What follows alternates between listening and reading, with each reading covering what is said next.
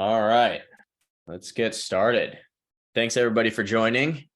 This is the newest iteration of Ask Us Anything, and we are very happy to have Kristen here. I did not ask the marketing department for a slide in time, so we whipped this little square thing together here. So I apologize, Kristen. Anyway, we're going to get started. We got a lot to cover today, a lot of good stuff. And we will also do Q&A at the end. So if you have questions as we're going through, feel free to put those if you're on Zoom in the Zoom Q&A or chat box. Otherwise, if you're on YouTube or LinkedIn or Facebook, feel free to comment on those and we'll see those comments as well. And we'll try to answer all of them. Okay, here's what we're going to cover today. We got a lot. So Kristen is going to start off, just give a little background on herself, and that'll be fun. We'll give some updates on scheduled scripts, QuickBooks Online, Xero sync delays. We'll talk about Australia, New Zealand VAT, rich text. We're going to go over some of the release notes from February, just walk through some of that. We have some fun quality of life releases that we're going to show off today. We made some improvements to Zapier, which we'll talk about. And then Kristen's going to talk a little bit about product and engineering in general for 2023. And then we'll go over some new resources we have available for folks, and then we'll do Q&A. So I know that's a lot. So let's jump in. Kristen, go ahead. Awesome. Well, thank you for having me. I'm very excited to be here. And I even like the marketing slide in the beginning. It's kind of fun, a little bit different. I hope to be at more of these in the future. So I'm sure this won't be the last time that all of you will be seeing or hearing from me. My goal is to be to be talking with all of you all the time. I'm in the community. I've been reading the community forums. I've been here at Syncro for a couple of months now. I come over from Datto, where I was an engineer, a principal engineer on one of the main product areas, and then ended up moving on to the management side and running some of the major engineering teams for major different product areas at Datto. So I come over here with a wealth of experience in the MSP space, but really just for me, the most important things are quality, reliability. I know how important RMM and PSAs are to you, are to your business. And I want to make sure that we can bring a lot of that here and deliver what you all are looking for and what you're asking. So since I've been here, like I said, I've been talking to a bunch of partners. I've been reading things in the community forum. I spent a lot of time when I got here learning about the team. I restructured the team, and we have some really exciting things to talk about today that I hope I hope you will find as exciting as I have, and some updates that we have going forward. So I'm excited to be here. I'm excited to get to know all of you. My inbox is always open. If any of you have anything, or please feel free to send your feedback through the multiple of channels. We are reading them all. So with that, Ian, let's talk about some things. I'm going to try to give as much detail as possible without boring you all. Throughout these slides. We have a lot, as Ian said, to cover. So I want to make sure that you all understand where we're coming from, how I approached this problem, how our teams approach this problem, what the solves are, and then things going forward. But please feel free to ask questions. If I see them as they're going in and they relate, I'll answer them as we're going. Otherwise, we'll talk about them at the end. But first up, let's talk about recurring scripts. So scheduled scripts, I have seen, since I've been here again a couple months, this being one of the largest pain points for for all of you.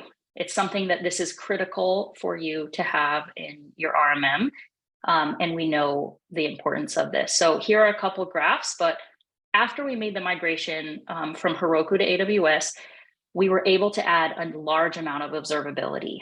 I care a lot about being able to see what is going on in our systems and being able to identify things before any of you see them, and so that we can take action before anything comes out. So what we did is we added a bunch of observability that we didn't have before into our recurring script engine. And what we found is that it was not behaving in the way that we wanted it to. So we actually have re-engineered a new algorithm for our scripting engine, and we are starting to roll that out. We have rolled it out for the 15-minute, 30-minute, and hourly schedules thus far. We rolled it out earlier this week. As you can see here, these are the graphs of the differences since they've started. So let's look at the hourly, but the 15-minute and the 30 is the same. The blue dotted line is when we released the new engine. As you can see, there was a varying level of percentage of missed scripts that were not picked up and scheduled and sent to your assets. And since the release, it has hovered right about at 0%. So we've seen dramatic improvements from that. We will be rolling this out to the weekly, bi-weekly, monthly, and daily schedules on Tuesday, March 7th. But I wanted to, we're waiting a little bit because I wanted to give you all a heads up on a slight change of behavior in case you wanted to adjust anything in your current script schedules.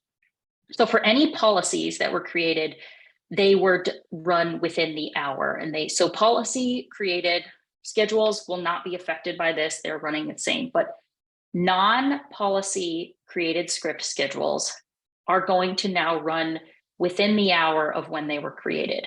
So if you created a recurring script, again, non-policy, to run at 3:26 p.m., it is going to run within the 3 o'clock hour. So we wanted to give you a couple days.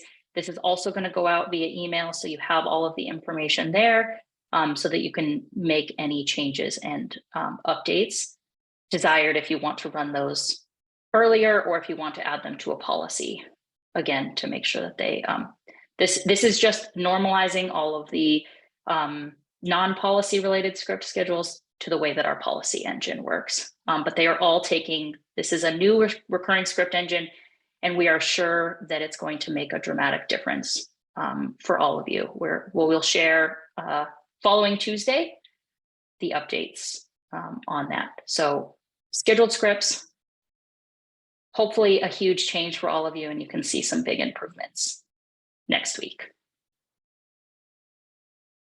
You already should be for some of these. You already should be for 15-minute, 30 minutes, and hourly, but we'll see even more for daily, which is our daily. We know that most of you have the biggest number of scripts running on the daily, so that's going to be where you'll see a bulk improvements. All right, let's quickly talk about QuickBooks. QuickBooks Online sync fixes. These graphs are a little hard to see, so I apologize for that, but I'll talk you through them. The way that QuickBooks works, QuickBooks has a limit or a requirement that you cannot do concurrent API calls on a account basis. So you can't take one of your accounts and run things in parallel. So the way that our system had been set up previously was that it did everything sequentially. So all of the syncs that needed to come in on the first of the month got added into a queue, and they were all processed in line, again, to try to avoid QuickBooks requirement there that things can't happen concurrently. What you can see on the left side is our length of time from when the QuickBooks sync ran in January. So this is January 1st or a February 1st timeline there. You can see very, very small print at the bottom that this starts at 6:30 in the morning and goes until 4 p.m. in the afternoon. So I know all of you have been feeling this pain of how long that's been happening. After doing a lot of research and looking into the QuickBooks sync, we determined that we could parallelize this by partner account. So what we ended up doing is creating a multitude of queues that process, again, each of your accounts individually in a serial fashion, but it parallelizes the number of partner accounts. So again, fine print here, but it starts at 6:30 and ends at 9:30 in the morning. So hopefully all of you saw some pretty big improvements yesterday with your QuickBooks sync. We realize this is not a silver bullet. There are other things that are impacted on the QuickBooks syncing side and things we're running into. So know that we're looking at it, but we wanted to show that we have really been focusing and made some hopefully big improvements for you there. Another thing, we don't have graphs for this, but I wanted to touch on Xero Sync. So Xero has a similar methodology of how we process the invoices. But what was happening with Xero is we actually added some retry logic into our Xero Sync. So when something fails on Xero's side, we were able to bubble up some of those errors and actually just try again to interact with Xero. Now, I saw in the community that a number of you, this made a big difference for you. So I'm very glad to hear that. Unfortunately, because we started retrying and we started doing a lot with Xero, we have hit Xero's relatively low rate limit of number of API calls that you can make per second and per hour. So they have some relatively low limits for a company of our size. And so our engineering team is working on doing some backoffs to make sure that we don't hit those limits and trying to work within Xero's structure. So again, I know I saw a bunch of you that had improvements. I also saw that some of you have been impacted by some of these other pieces with interacting with Xero. So know that we're working with Xero's support team. We are, the engineering team is working on it right now, and we're going to make sure that this is solved going forward. And we're making some works with Xero, hopefully to become a partner to maybe increase those rate limits or, work with them through some of those things. If you're still having any issues with Xero Syncs or QuickBooks, please reach out to support. Our engineering team is looking at them, and we're more than happy to take a look. We'll get all of the data, and we'll be able to see what's going on. So please don't hesitate to reach out. And on exciting news, in March, we are going to be releasing Australia and New Zealand VAT, which Ian, I think, mentioned just briefly at the beginning. We know that we came out with VAT changes earlier in 2022. I believe there was changes that were releases, but we didn't actually get Australia and New Zealand. So this will be coming out. There will be further communication in March. It will be this month that it will go live. It's going through final rounds of testing to come out to all of you. So I hope that will help you and be exciting there. And then finally, I wanted to give an update on rich text. So I posted something in the community forum to just talk a little bit about rich text, give you some information of what's going on. I wanted to assure you that our engineering team, my engineering team, is working on this still. I have multiple teams working on different things. I know it sounds like sometimes it feels like we can only do one thing at once. My goal is to make that not the case going forward. Hopefully you'll see that. But we do have a team that is very focused on rich text and the issues of things going on. I know one of the biggest things that's impacting is the double email that sometimes is impacting some accounts. Our team is hard at work on replicating, and we have a couple of fixes that we're having go through testing and making sure that's solving the problem. We have released a bunch of fixes over the last couple days, and we're going to continue to work on this to make sure that it's really solid. If you are interested in getting rich text or to rolling back to plain text at the moment, please reach out to support. You can go either way. There are some really big positives rolling into rich text. A lot of people, the issues we've taken care of most of the major issues. So please feel free. We'll also be adding a setting into the app so you can actually do this on your own, but we want to make sure that we have all of the major issues fixed first. So the double email is one of the last big ones that we are focusing on to make sure that we can get that out before we give you the ability to just go back and forth. But you will be able to do that. And our goal is to roll this out in the end to everyone. We just want to make sure that it's solid. I want to make sure that it's solving all of your needs, and we're going to take the time to make sure we do it right. So please continue to give us feedback. If there are things that are working well or that aren't working, please let us know. We do read all of that, and we're going to continue to follow up. But if you do want to roll to get rich text now or to roll back to plain text for the time being, please file a ticket with support and they will be able to help you get that done.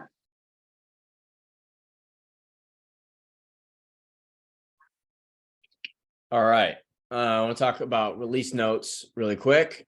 So just so everybody knows, you can always go and access these. They're on the community forums in the release notes section, which is shown on the left there. On the right here, there's a couple new things. We're going to talk about some of these, but just wanted to highlight that this is always available and you can go check it out. Lots of issues that were resolved there, for example, and then we're going to go over some of these other what's new things in a second. So I'm not gonna spoil that. Andy, you want to do some quality of life stuff? I do. Here, I'm going to take over Sharon here for a second. All right, we got a whole bunch of exciting stuff here today. And Kristen, check me if I missed anything on the first one. This is I'm going to show off that this is not available today like some of the other things I'm going to show you guys. This is our first crack at some updates to the UI, primarily the top nav. Can everybody see my screen? Cool. So again, as Kristen was talking about, we're going to be making a lot of incremental changes to the UI across various aspects of the platform.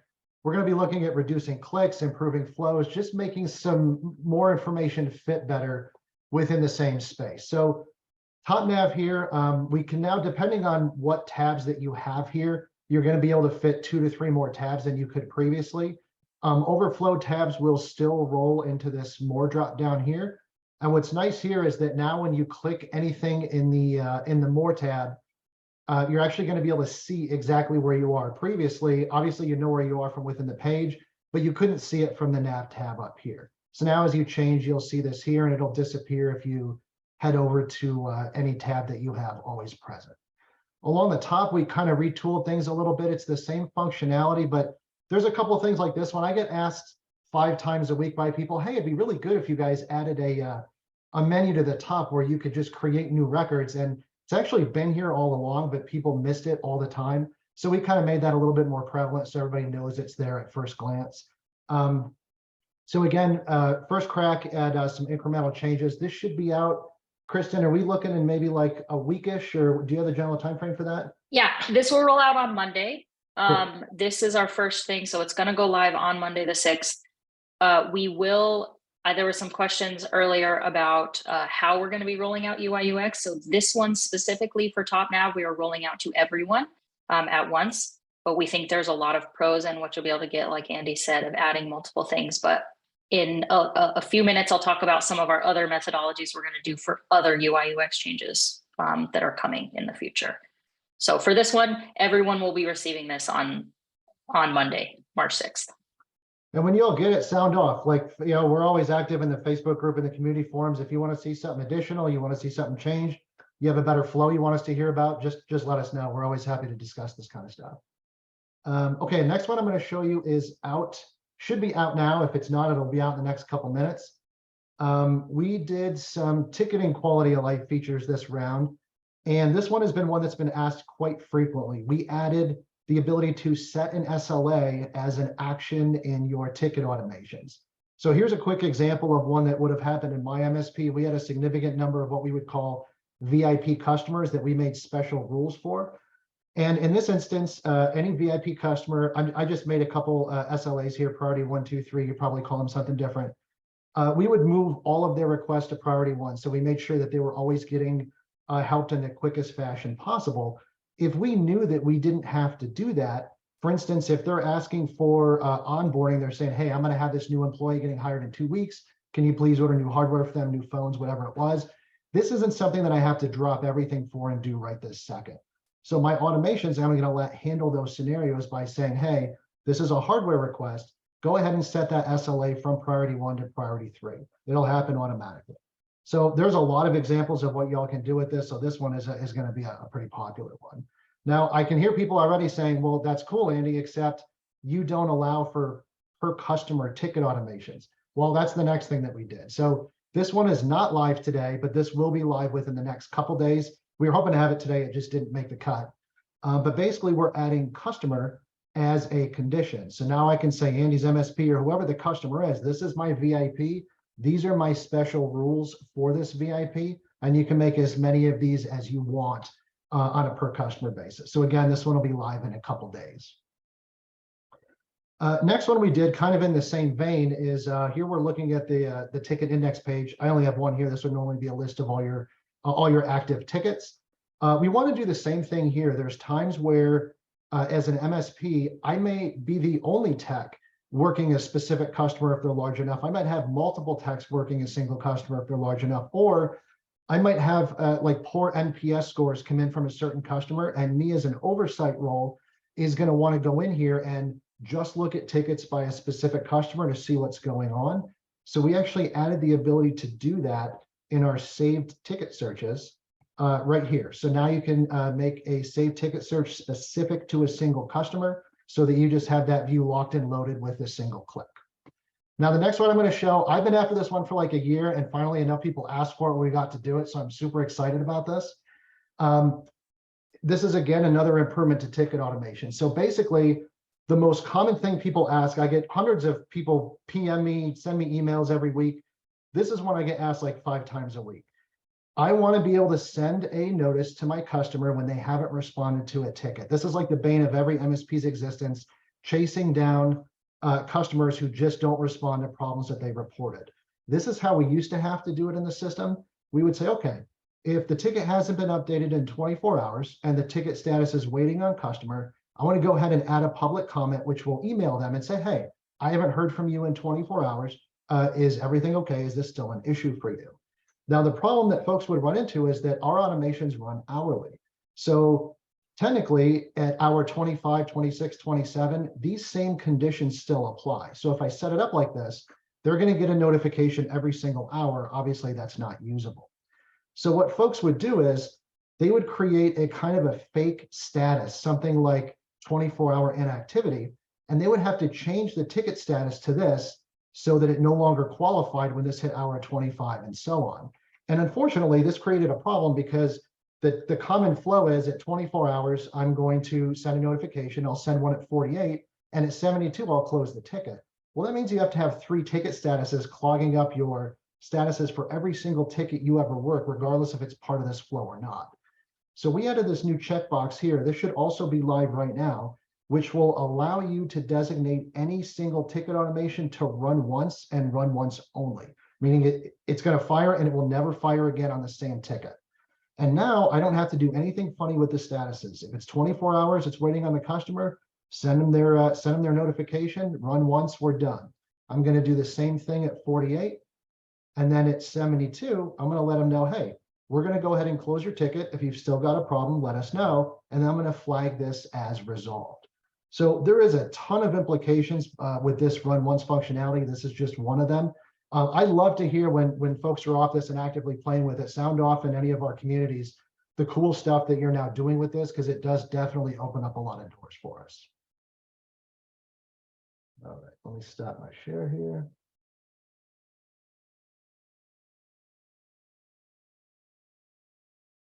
Sorry, and my thing, thank you. My thing was bombing there. It's all good. All right, next up. Thank you for those quality of life releases. It's always fun to do those live, get people's reactions. I want to talk about another thing we've been working on. So as folks know, there is a Zapier integration that lets you do a lot of automated tasks in Zapier. We've had a lot of requests for improvements there. And over the last 30 days, we've been adding new actions. So these are all requests from users, and we've been adding those over time. So you can now create estimates, create and update contacts. You can update customers now. You can create appointments and update tickets and create ticket timer entries. I intend, for what it's worth, I basically can go into the Zapier dashboard and like make new things. And it's kind of fun for me because I used to be an engineer and this is like that, but I can't screw things up. I'm intending on adding some triggers as well. If folks have additional requests, I already have a couple in the backlog that I'm going to add. But if you have additional requests for things you'd like to see in the Zapier integration, let me know. For folks who are using the Zapier integration already, you have to go in there and update to the new version of the Zapier integration to get the additional functionality. So it takes 5 seconds, but then you'll have the additional actions and triggers once I add the triggers. So that's fun, should let you automate more things. Let me know what else you'd like to see added. Okay, Kristen, on to you. Awesome. Thanks, Ian.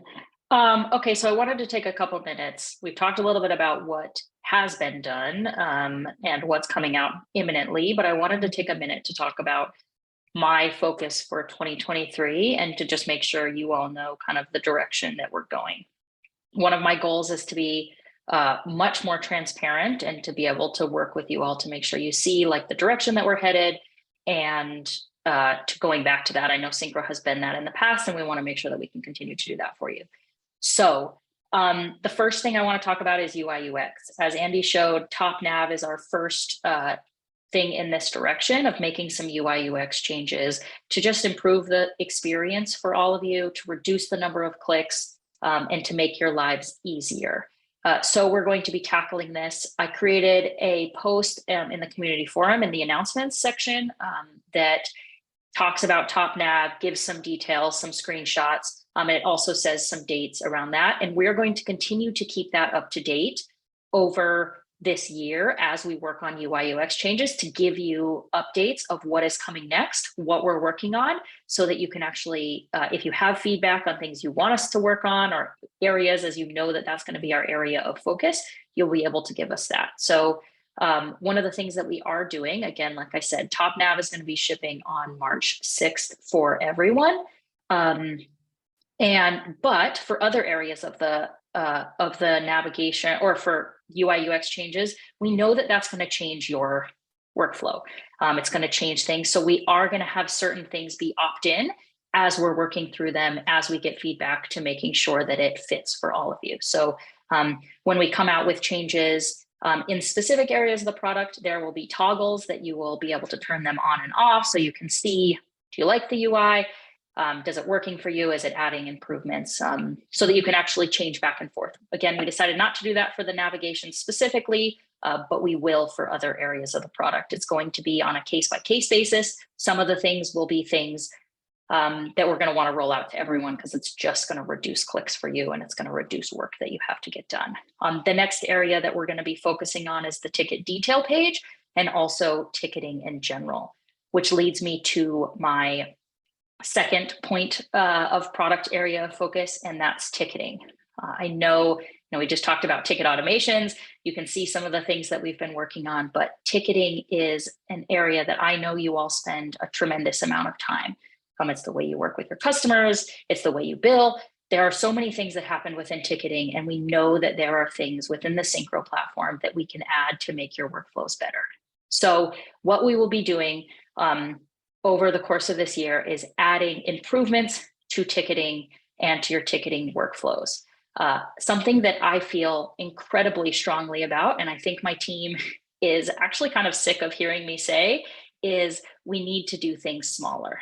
So we are working towards building ticket boards and bringing out workflows for all of you that have multiple technicians to be able to segment your work so you can assign things, but you will not be seeing something, a feature that we're going to be like waiting to release called ticket boards. What we're going to be doing over the next multiple months is releasing improvements to ticketing to move us in that direction to continue to add value to all of you. So you'll actually see these changes happening over time, and it will impact all of your workflows to make things easier and better for you.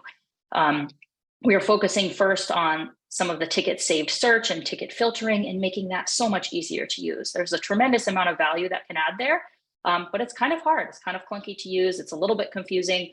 We want to make that easier. We want to improve the ticket index page so you can set things easier, and you can put views so that your technicians only have to see the things that they want to work on. So we're going to be spending a ton amount of time on that. Again, I want to say that's the direction that we're headed. I don't want you all to have to wait for this one big feature, and you should be able to see improvements over time. So we're committing to kind of following that, and we'll continue to put the puzzle pieces together for you as you see that, and as you see the improvements coming on ticketing.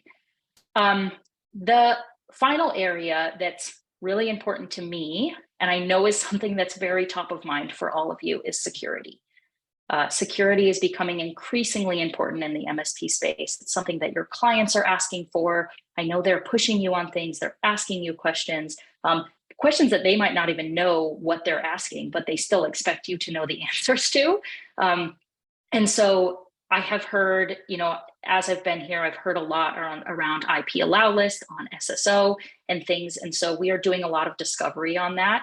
But I wanted you to know that security is very top of mind for me. And I know it's top of mind for you. So it's something that we're going to continue to focus on this year. There are going to be a lot of other things. We're going to continue to do quality of life features. We're going to continue to do small stuff that's coming out. We're going to continue to focus on your biggest pain points. So please continue to talk to support. Please continue to tag us in the community, to let us know what's going on. To write in the community forums, put in feature requests. We do read all of them. If there are any interest, with some of these, we're going to have early access programs.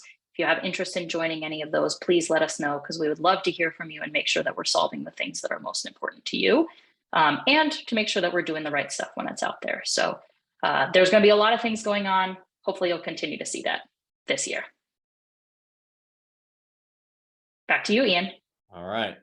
So we're going to get to Q&A in a second. So we've already got a lot of questions in here, but add some more. I got a couple more resources to show you guys. We mentioned this once before, but it's a lot more filled out now. So Jennifer on our team launched an awesome podcast called Workflow for MSPs. And there's now 5 episodes. The quality of these podcast episodes is ridiculous. It's really good. So highly encourage you to take a listen. She has experts in various fields come on and talk about a topic. It's super educational. I'm loving it. So you can find it on Apple Podcasts, Spotify, etc. And so that's great. Check those out. We've got an upcoming webinar for you guys on how to generate more leads from LinkedIn. So it's a free webinar you can attend to hopefully help you get more leads. So you can check that out. That is on March 7th. In addition, we have a new resource about how to master your pricing. So that is also super helpful. You can go grab that. That's also free. It's on our website. So check that out. Andy had a hand in that. Okay, that's all the resources. We have so many questions. I think we'll do it different today. I think I want to start with the folks that are doing the live stream. We normally start with the people directly on the webinar. Okay, somebody's saying, hey, I actually, this is my fault. Someone asked me specifically about rich text, and I told them we had paused the rollout, which is true. However, as Kristen added, you can reach out to support and have them selectively turn it on for you. So for anybody that does want to do that, we can do that for you today. Just reach out to us, help@syncromsp.com. They'll be able to knock that out for you. Ben from LinkedIn saying, are there ticket automations coming to be able to apply a product, service, charge to a ticket if criteria is met? His example is a client for the very first time, a ticket is created, automatically apply a $10 charge. That's actually a pretty interesting model. What I would recommend is, can you give us some more details on that? If you go in our community forum in the feature request category, please add that, because I would love to chat with you more about that. That sounds super interesting, and I bet other people would find that useful too. Technically, there's a really wild workaround that you could do to do that already. If you have a ticket automation, run an automated remediation, you could run a script in the automated remediation, and in scripts, you can add time to tickets. So you could have a script that says like add 10 minutes or whatever the labor amount equivalent is. That's all the script would do. And you'd run it from an automated remediation. Technically that would work. It's not the easiest, but there's a workaround for that already. That's one of the reasons we love Ian here too, because he's like ridiculously clever. Like he'll just be like, oh no, there's a way to do it. We can do it. Okay. There's a comment on the scripting, clarifying around the scripting hourly the minor change. So I did want to just make sure that we clarified that so that everyone knows what's happening. So right now so going forward, currently the way policies work is they are scheduled on the hour and then they run. So you can choose to run them at 3 o'clock, and that's when the script will run. If you choose for scripts that were non-policy, so Andy, if you choose on your screen there, if you go to instead of 15 minutes, if you choose a weekly, in the past, what would happen when you clicked like when you clicked schedule, and if you clicked run now, what would happen, it was take the time of exactly when you ran it. So right now I'm East Coast, so 2:38 p.m. It would take that and it would say, okay, I'm going to run weekly now at 2:38 p.m. The difference of what we're doing now is we're going to amortize those things over the hour. So it's going to start, instead of running exactly at 2:38, it's going to run within the 2 o'clock hour. And we're doing that to make sure that we can handle load and to make sure that all of the scripts are actually picked up. So one of the things that happened in the past is that scripts weren't actually picked up based on the old scheduling. If it didn't happen to run at that exact moment at 2:38, it wouldn't pick that up. So now it's going to look over that whole hour of time and make sure that it picks up during that to run. So for instance, if you have something that you need to run overnight, or you want to run at the end of the day, if you currently have something that's scheduled to run at exactly 5:30, and you hope that your people are ending, at 5, you might want to move that back an hour and just run it at 6, and telling your customers to leave their machines online or something like that. I think most of these hopefully will not impact a lot of you because they're hopefully running at different times. But if they are, we're giving you a little bit of a window to make sure that you can make some updates there. I hope that helps clarify. Like I said, there is going to be an email that's going out, so look out for that. It will have all of the details in it as well, so you can dig in. And if you have any other questions, reach out and shout on the Syncro, in the Facebook group, on the community forums, wherever. Let us know. We'll help and chat with you about it. And Kristen, there's another question related. I think I know the answer, but I'd rather have you confirm. They're asking if there was any agent changes with the scheduled scripts, or if this was all back-end work. This is all back-end work. There's nothing that's modified on the agent. So everything should just continue to work. Actually, the goal is that it will actually work now, and you'll have all of your schedules actually picked up. So no agent changes there. Yeah, just to like add to that. So I want to make sure people understand. So we rolled out a fix that for 15, 30, and 1 hour scheduled interval scripts, those errors should now be like close to 0. Next week, we're going to roll it out for the rest of the types of scheduled scripts. So everybody's been like, scheduled scripts are not working. Well, we have found a fix and we are rolling that fix out. Some of that is already rolled out. The remainder will be rolled out next week. So that should all be resolved soon. Please let us know if you have any other issues. But I just wanted to like really double clarify that. Kristen, I'm going to give this one to you. I know you recently put out an announcement, but somebody specifically asking about the status of Stripe ACH. So I don't know if you want to just quick hit on that one for 30 seconds. Yeah, definitely. So like I said, when I got here, I watched the team for a little while, and the Stripe ACH project was one that was already in flight when I joined.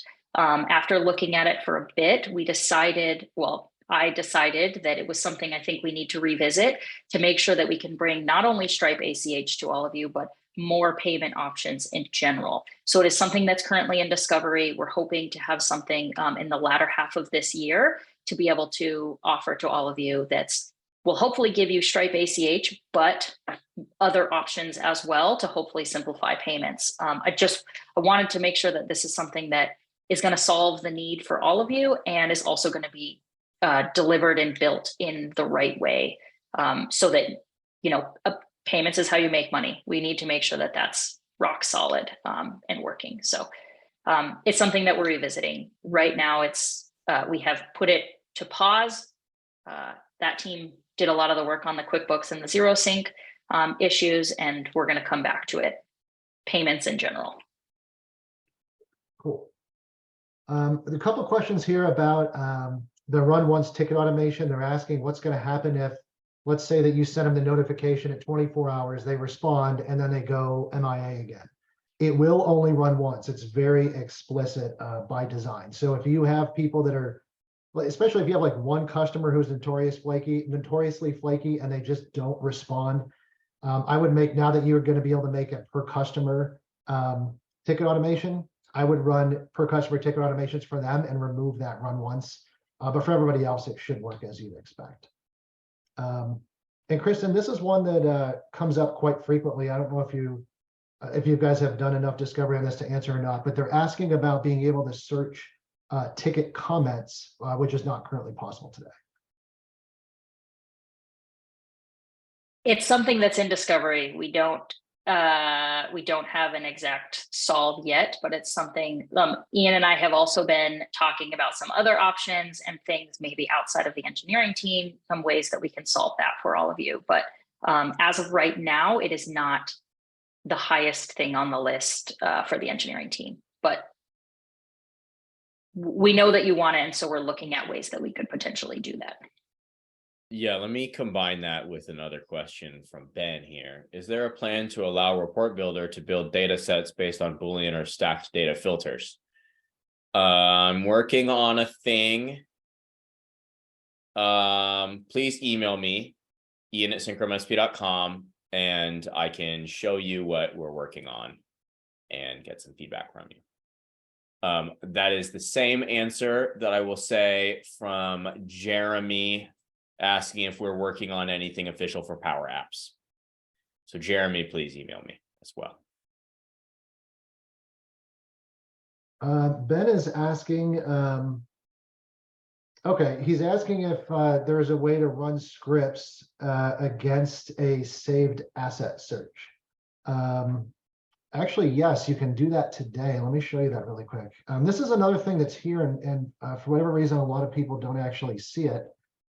If you're in your asset page, you can go to actions and run script, and there's actually a ton of filters here. You can run it against every asset on a customer. You can run it against every asset that falls under a certain policy folder for a customer. And you can also run it against a saved asset search. So that is here. Against an automated remediation, that's an interesting request. I don't think we can do that today. But I'd add that as a feature request. I think that's a good one. But for running scripts, we've got you fully covered here.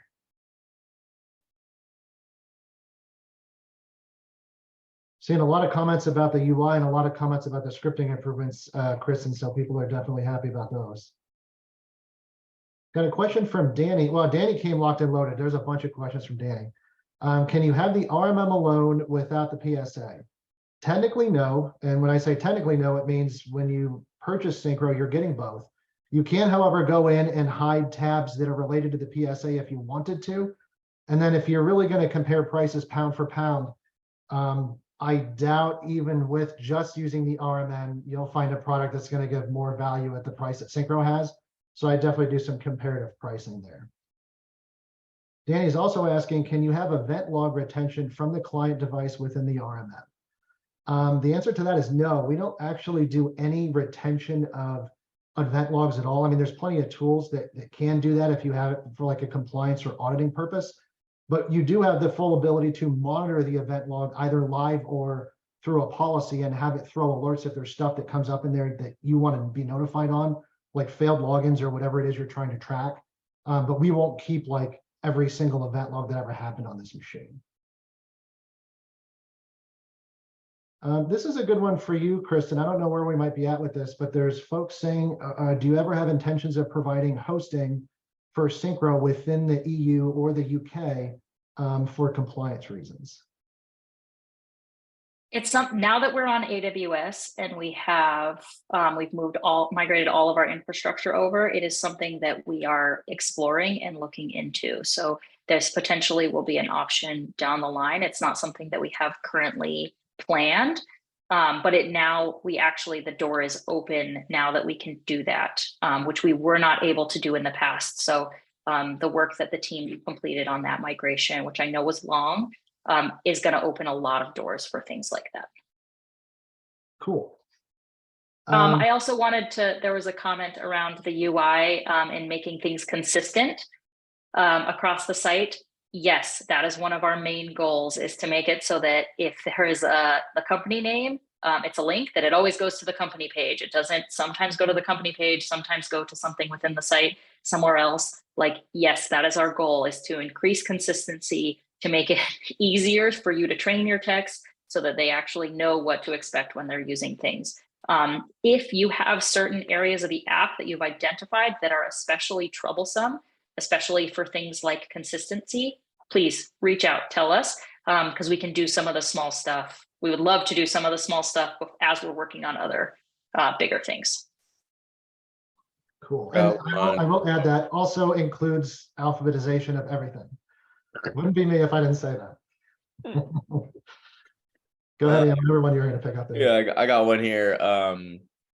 Somebody's saying it's awesome to see quality of life updates in Zapier editions. Is there any chance the Zapier improvements make their way to make.com, which used to be called Integromat?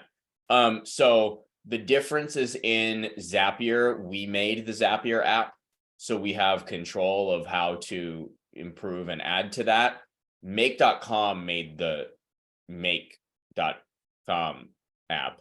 So if you want additions to that, they'll have to do that. It's not under our control. Danny's asking, what third-party patching can we do?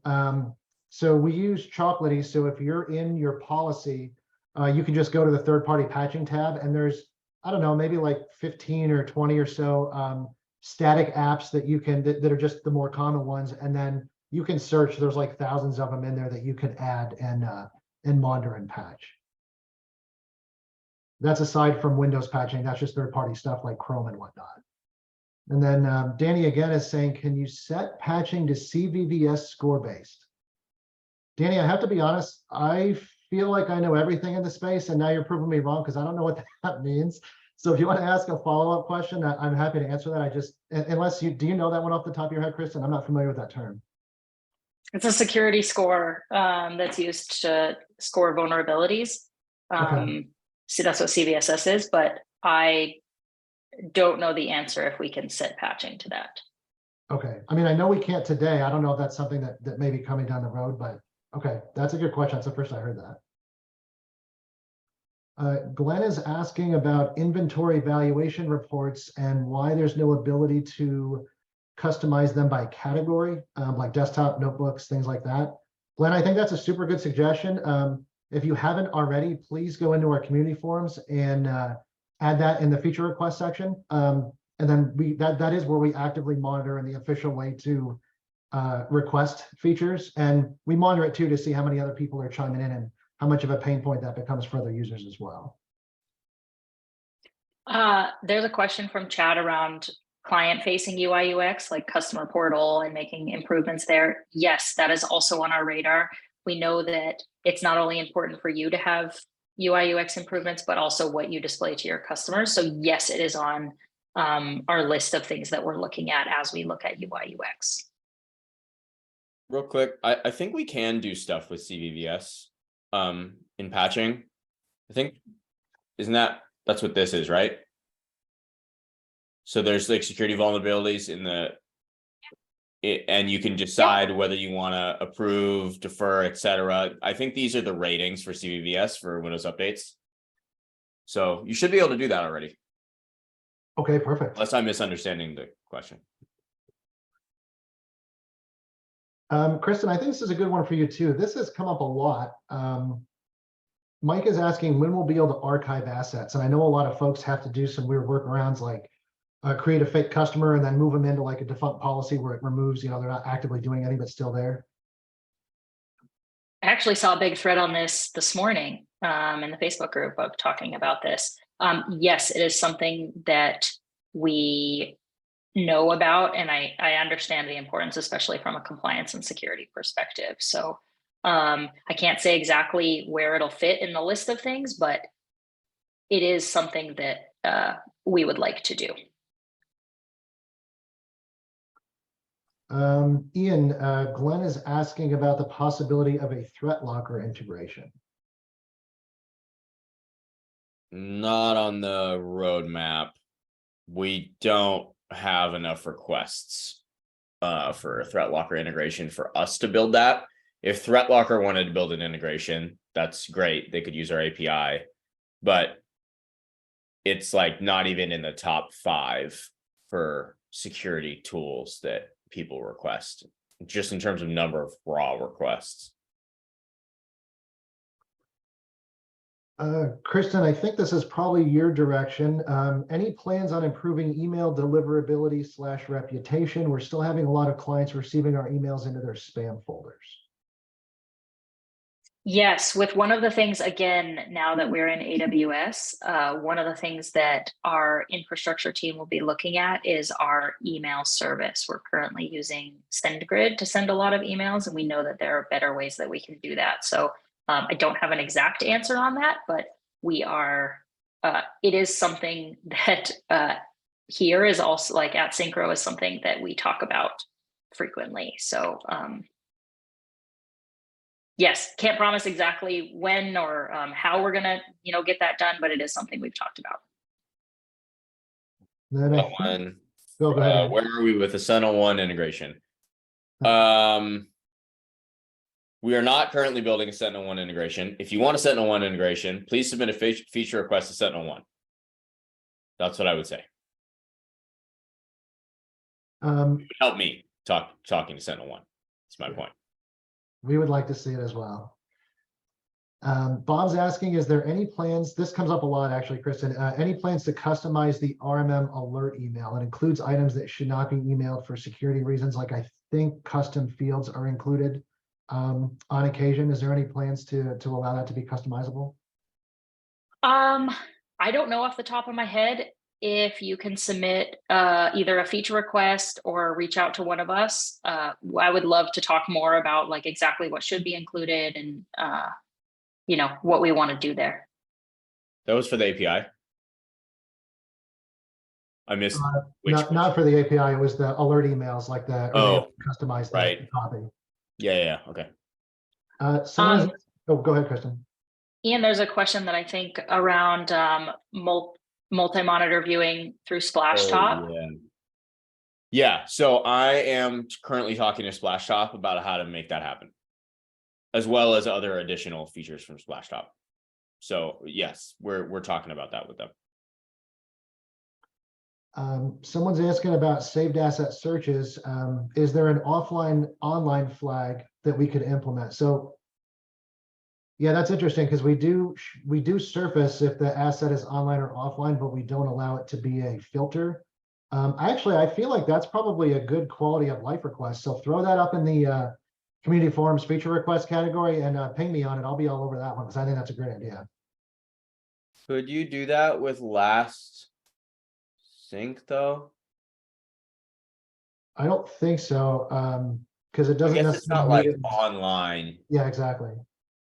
Like if you put 0 days for hasn't checked in for days, like you'd get assets that were on today, but not right now. So yeah, it makes sense. There's a question about a ticket dashboard revamp. Yes, as we're looking at ticketing workflows and working towards all of those things, we are going to be changing the ticketing dashboard, the ticketing detail, like a lot of those different pages to make them hopefully easier to work with. More, they're very customizable right now, but making them customizable in the right way for you so that you can help yourself, but also your technicians, and making sure you can get work done there. That will probably be one that we will allow you to opt into while you test it out for some time while we, as we move things across. So yes, we'll be working on ticketing dashboard. And just a note for everybody. So this isn't just like a priority for this year. It's like something we're actively researching and looking at now. So now's a great time to throw. If you've got ideas and you want to see things, let's hear them. Kristen, this one comes up quite frequently too. They're asking about a global history of script runs against a machine. We currently only surface like the first 30 or something like that. And I think they're looking for a lot more detail there. I think we only surface I think we look at 5 think it's so, or at least on the asset, you can only, like the script, you can only see 5. Yes, we do store that information. It's trying to figure out how we want to display it for all of you to be able to see. One of the things now that we've redone this scripting engine with some of the work here in recurring scripts, we're currently evaluating some improvements to the scripting, like UI UX and what we can display and what features we could actually add that we were not able to do previously because of the scheduling engine. So that is one that we actually talked about today, but there are other options there too. So if you have some ideas, like Andy said, like these are things that we're currently talking about. If there's stuff that's important to you, let us know, because we want to make sure we're looking at the highest important stuff there. Rick's asking on the invoice screen, what is the reference column and how can we use it? That should be a field on your invoices, and that's typically used for if somebody put in like a PO with you specifically, or they put in something specific and they requested that you reference it in a certain way. That's not really for your visibility, it's for your customer when you send that off to them. About someone who's given a shout out to you, Andy, saying your book was excellent. Nice. Oh, well, thank you very much. Thanks, anonymous attendee. John is asking, can the report builder be used to make a report that lists each customer and the number of agents installed on one-page report? I need to think about that one. The exec summary, obviously, no, because that one's just for a specific customer. So I don't think you can do it for multiple customers. You could certainly do it for a single customer. There's something called a list block. And I think the maximum cap for listing things is 500. So as long as they don't have more than 500 assets, you can do it on a per customer basis. I'm kind of curious what you would need that on an all customer basis for, because that's kind of the equivalent of your asset list page, actually, like what you're going to see on the asset tab. So if you want to ask a follow-up, let me know if I'm not answering that correctly. Hey, Andy, there's a question of how people could get your book. Oh, so 2 ways. It's on Amazon. Sorry, and the Amazon lets me give it away for free once a quarter for 5 days. It's like some weird Amazon rule. And I just did that at the beginning of February, but I'm going to put a link in chat. We have it as a PDF that you all can request and get it for free from Syncro directly. So give me a minute and I'll get you all that link. There's a couple questions around Xero and like improvements, just like additions to the sync and things. I think there's a couple with QuickBooks as well. You know, syncing the invoice name instead of just the invoice number. So there are a couple things that we want to evaluate. Please submit some of those if you have like certain things in featured you'd like to see with the Xero or QuickBooks integration. And we'd be happy to look at them. I just threw that link in the chat for anyone interested. There's a bunch of people asking about reports in general. Can you guys email me at ian@syncromsp.com?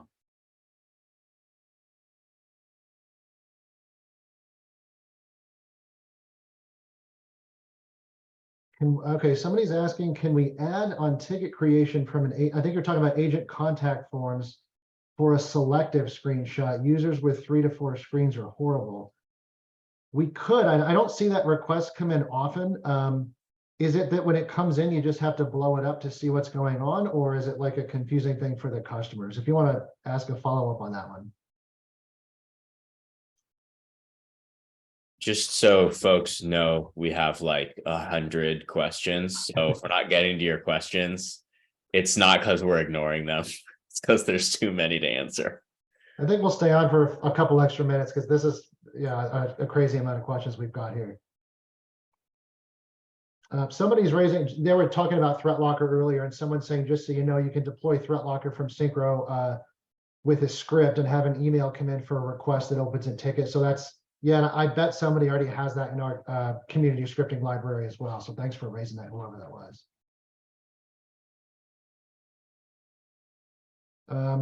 I think this is probably another one for you, Kristen. I think this is basically asking about being able to customize and move around the different sections for the customer portal. Is that something on the list for when we start tackling UI UX stuff? That one I'm not sure yet. We haven't put any designs together. We haven't really started putting designs together for the customer portal. If there are certain things that you would like to see, please submit them as feature requests or reach out, because we would love to be able to take that into account. We'll be doing a number of customer interviews, talking with all of you, making sure you see some of the designs before we actually start working on it. So that would be one of the things that we would want to consider and hear from you before we do that. And just a note before I take the next question, all of the quality of life stuff that we've shown at this Ask Us Anything and all the previous ones, that stuff all came from you guys. It's not like we're like, hey, this sounds cool, let's do it. So we look at all the chat afterwards. So if we don't get to your question, don't get to your request, we're going to see it. So if anybody has quality of life stuff they want to see, throw it in the chat and we'll definitely take a look at it and consider it for the next one. Yeah, like running scripts against a saved asset search. Like that's one we've talked about. That was the one I showed. We do that one. Yeah. Yeah, that came from this. Yeah, exactly. Okay, this is a good one too. Kristen, I think they're basically talking about RBAC, but they're saying, is there any plan to update the tech access scope options? Right now, like we have to exclude their own machines on Syncro for security purposes because they don't want their techs, remoting into their own machines, things like that. Yes, we are evaluating a lot of those things in the security area. RBAC, linking with multiple customers per customer permissions, like a number of things. We are in discovery with a lot of those right now. Not currently being worked on, but something, we would like to down the road. There's some comments about the Zoom chat. People can't see it. So for the link to your book, Andy. So I'm going to try to figure out how we can share that. Oh, it's because here, I got it. You got it? You can see it in a second. Okay. There you go. Cool. Thanks, Ian. Chad's asking if we can do this twice a month to better follow faster cadence of Syncro product changes and updates, maybe a 30-minute one. Chad, I think what we're going to try to do is, I know that this one was a little bit long from the last one just because February was a short month. We're trying to hit them every 3 weeks. If we can increase the cadence beyond that, we'll do that. But I think that's what we're targeting right now is to do this every 3 weeks on average. But yeah, if we keep getting this many questions, we may have to increase that. Yeah, there's no way we can do all these questions in an hour. Yeah. Which is good. It's engaging. Yeah, there's a question here about the IP allow list for admin accounts. Kristen, you touched on it already. Do you want to just revisit that? Yes, it's something that's currently in discovery, something we really, really like to work on this half. Carl's at, this is a good question. There's a couple of questions I'm going to answer in one here. A lot of people are saying, hey, rich text is great. We can add pictures in the comments and all that. We would like to see this functionality added to other areas of the platform. And the number one place that people are asking for is obviously canned responses. So other areas of the platform are absolutely being considered. We're not going to expand functionality until we've got all the kinks worked out of what we're doing for ticket communication directly. But I would think, and correct me if I'm wrong here, Kristen, but canned responses is the next logical area to attack before we go anywhere else with it. Yeah. Okay, cool. So yep, that should be somewhere down the line for sure. Got one here. Mark's wondering if we can do a separate webinar just for Zapier to show folks how to use it, common use cases, etc. I think that's a great idea. Maybe when I'm done adding a bunch of additional stuff, and so we've got all the requests already in there, we can do a webinar and kind of show each of the actions and triggers and how you might use them. Probably want to wait until we're done adding a bunch of these requests. But yeah, I love that.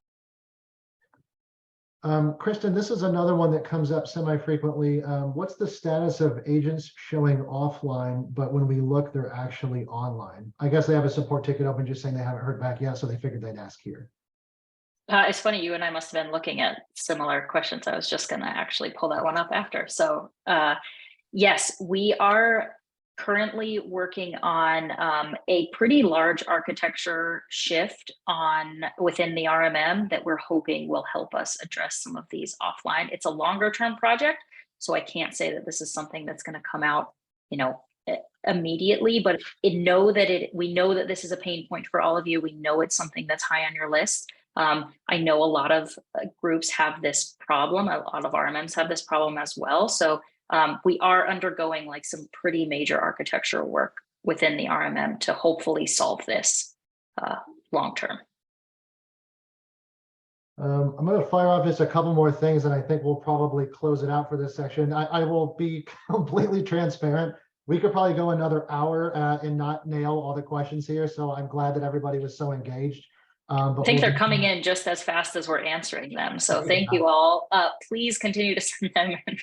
We'll try to answer things as we can. So a couple of quick shout outs to people throwing out some quality of life stuff. Somebody saying, hey, can we click a contact in a ticket and have it take you to that contact record?